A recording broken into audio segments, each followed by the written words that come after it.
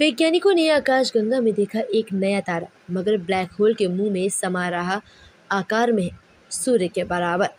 Swift J0230 विस्फोट के model के माध्यम से ये सुझाव दिया गया है कि तारा सूर्य जितना बड़ा था और कम द्रव्यमान वाले ब्लैक होल के पास एक अंडाकार कक्षा में चक्कर लगा रहा था।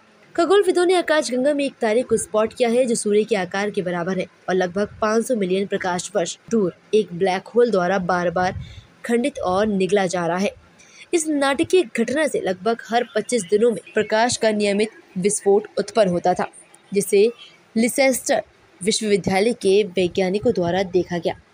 आमतौर पर ब्लैक होल का विस्फोट, जिसे आमतौर पर ज्वारीय व्यवधान की घटनाओं के रूप में जाना जाता है, तब प्रकट होता है जब कोई तारा ब्लैक होल में समा जाता है। हालांकि बार बार प्रकाश के उत्सर्जन का मतलब है कि तारा आंशिक रूप से नष्ट हो रहा है।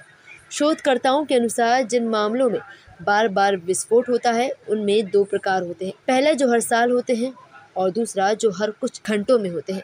लिसेस्टर विश्वविद्यालय के शोधकर्ताओं की टीम ने कहा कि तारे के बार बार टूटने की इस मामले में प्रकाश उत्सर्जन की घटना 25 दिनों में एक बार हो रही थी। इस तारे को स्विफ्ट J0230 नाम दिया गया, जो अपेक्षा के अनुरूप क्षय होने के बजाय 7 से 10 दिनों के लिए चमकना शुरू कर देता था और फिर अचानक बंद हो जाता है। ये प्रक्रिया को हर 25 दिनों में रिपीट होती। शोधकर्ताओं ने कहा है कि नेचर एस्ट्रोनॉमी पत्रिका में प्रकाशित उनके काम ने हर किसी की समझ में ला दिया है कि परिक्रमा करने वाले तारे ब्लैक होल द्वारा कैसे बाधित होते हैं।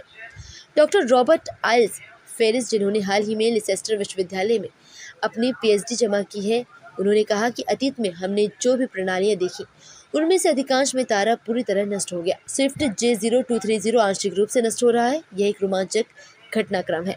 University of Leicester school of physics and astronomy के डॉक्टर फिलिवांस और अध्ययन के मुख्य लेखक ने कहा कि यह पहली बार है कि हमने अपने सूर्य जैसे तारे को बार बार कम द्रव्यमान वाले ब्लैक होल द्वारा टुकड़े टुकड़े होते और समाप्त होते देखा है।